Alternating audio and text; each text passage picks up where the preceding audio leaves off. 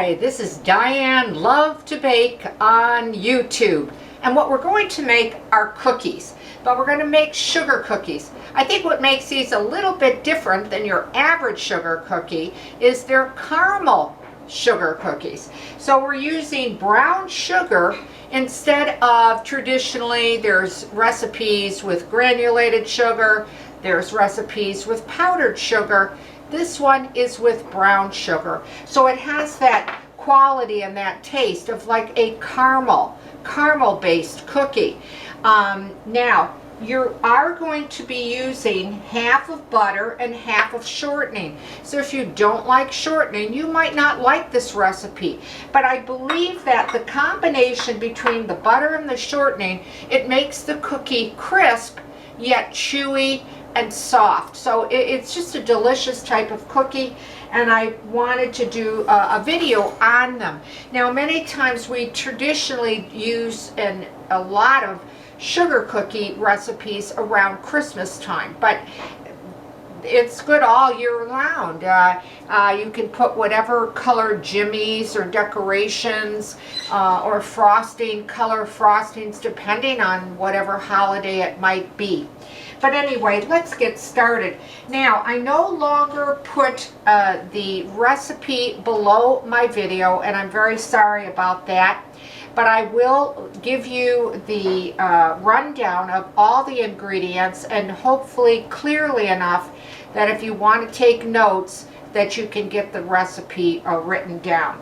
Well, we're going to first start off by saying you can do this recipe with your stand-up mixer. I'm using my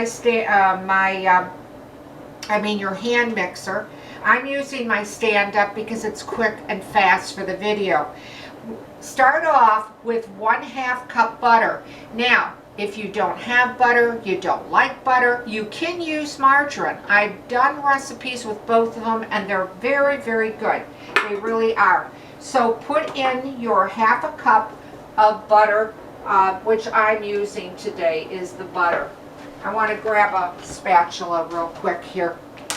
And I'm just going to turn the mixer on just to break it up. I cut my butter into small pieces because I feel it's faster to cream that way.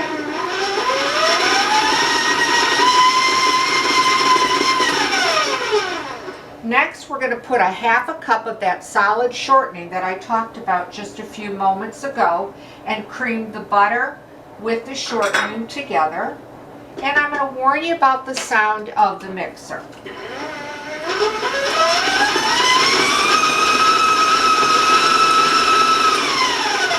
Now, once you cream that together, and it might take you a minute or a minute and a half, that kind of thing, the next thing you're going to do is put in the brown sugar. So you need 1½ cups of brown sugar.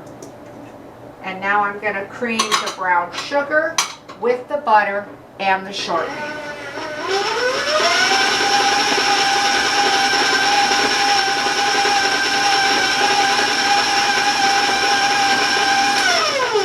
Okay, I'm also going to put in 1 egg that I've had at room temperature and beat that in. And then just quickly, I'm going to get to the sides of my mixing bowl and the bottom because it tends to stick down there. So I want to do that very quickly. And again, start creaming this within 2 minutes, 3 minutes, because now you're going to add a teaspoon of vanilla. And this is where you want to really cream it for that 2 minutes, that 3 minutes. But I'm going to move it along due to the video, and I'm going to raise my speed, so I'm going to warn you about the sound.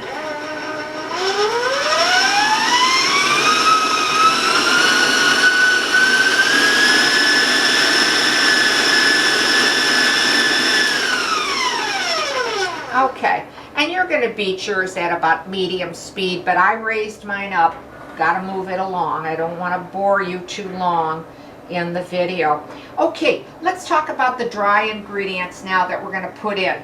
You need 3½ cups of all-purpose flour, and I'm going to just put a little bit in there and keep it on low so it flour doesn't, you know, go all over the kitchen. You're also going to be putting in half a teaspoon of salt. You're going to put a teaspoon of baking powder.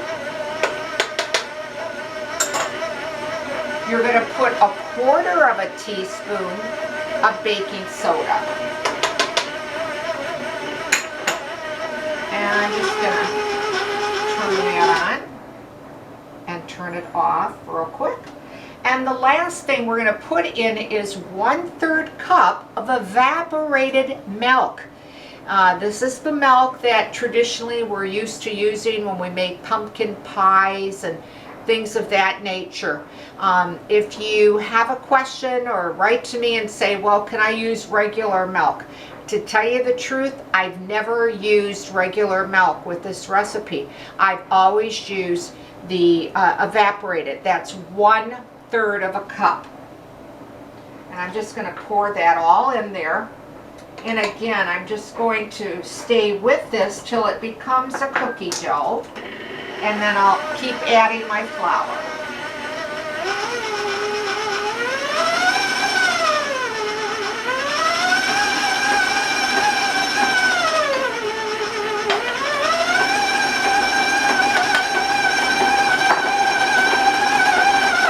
Now, what I like about it is that when you start mixing it and beating it, it starts to form that cookie dough, and it kind of cleans your mixing bowl while you're, while you're mixing it. I'm going to warn you about the sound.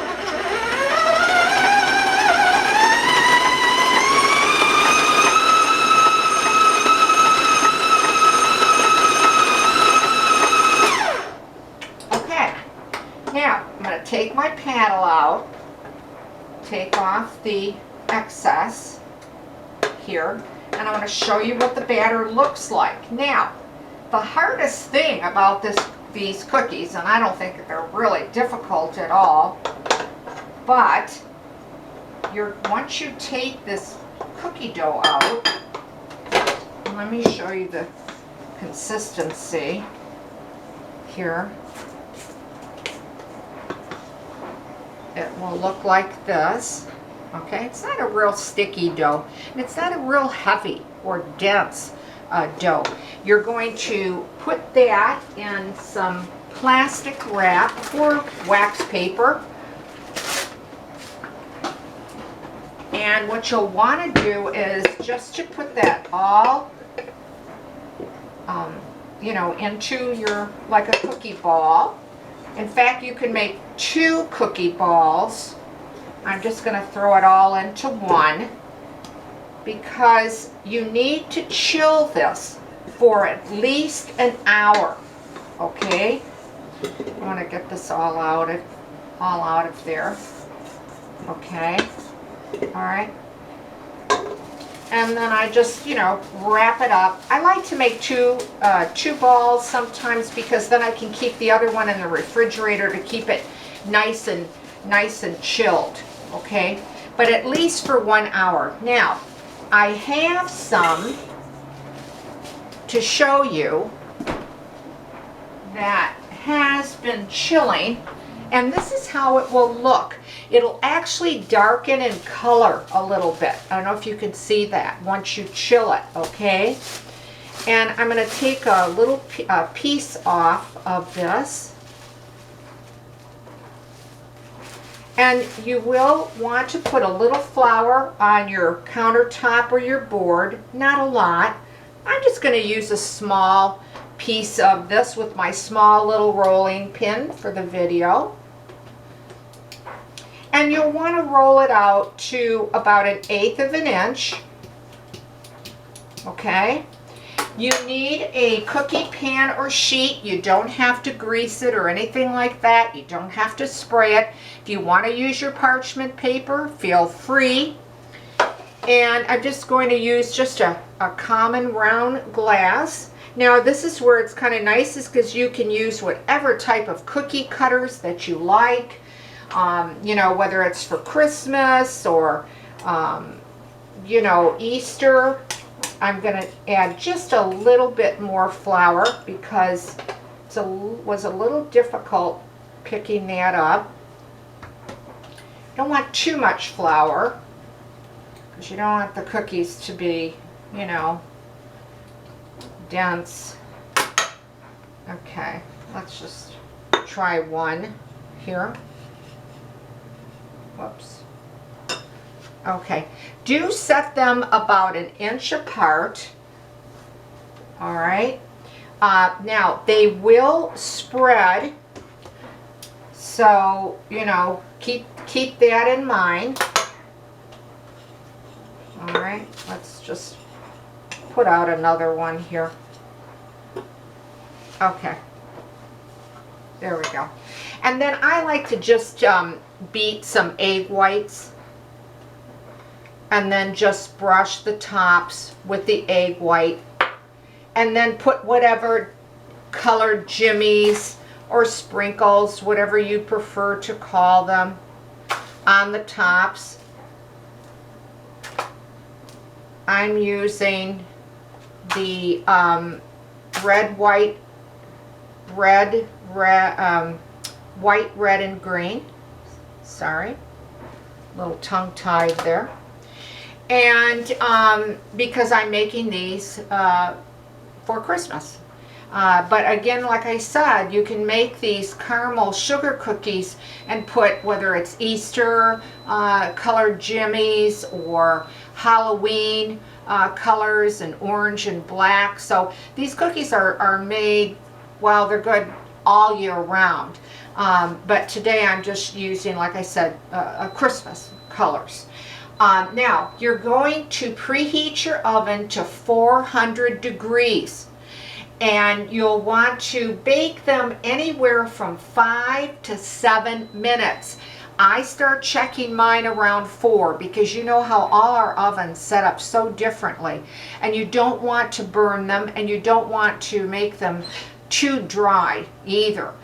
So do check them. Then of course, once they're hot, let them sit on the tray for just a minute or two, and then move them to a cooling rack. Okay, now I'm going to rinse my hands here, wash my hands just a little bit, and then I'd like to show you what they look like once they are all baked up.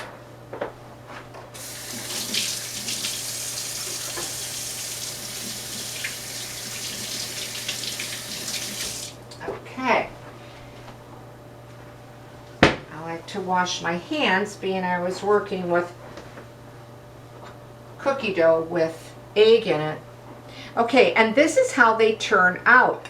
They really bake up beautifully. They're nice and high and puffy when they bake up. You'll have a nice medium golden brown on the bottom of the cookie. And let's see, why don't I just break open one to show you.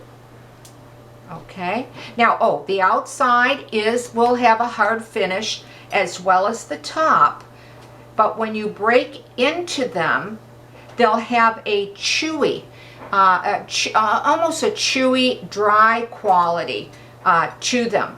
So they'll have a bit of chew to them, but they'll be crisp. So they're a combination. They really are delicious cookies with a cup of coffee or a cup of tea, or dunk them in some cold milk. Oh, they are so good. If you try this recipe and you like it, I'd love to hear from you. So please write. But I also want to mention that because I no longer put my recipe on is because of, and I'm not alone on it, this for sure, people taking my videos, claiming them as theirs, posting, pinning, whatever.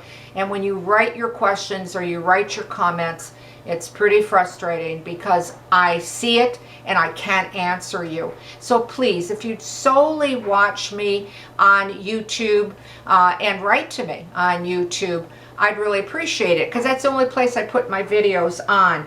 And if you're looking for Christmas cookies or other sugar cookies in general, please check out my channel. I believe I have over 660 some videos on cookies and pizza doughs and breads and bagels and a lot of Italian baked goods and things like that. So please check out my channel. If you're so inclined and you'd like to subscribe, I couldn't thank you enough.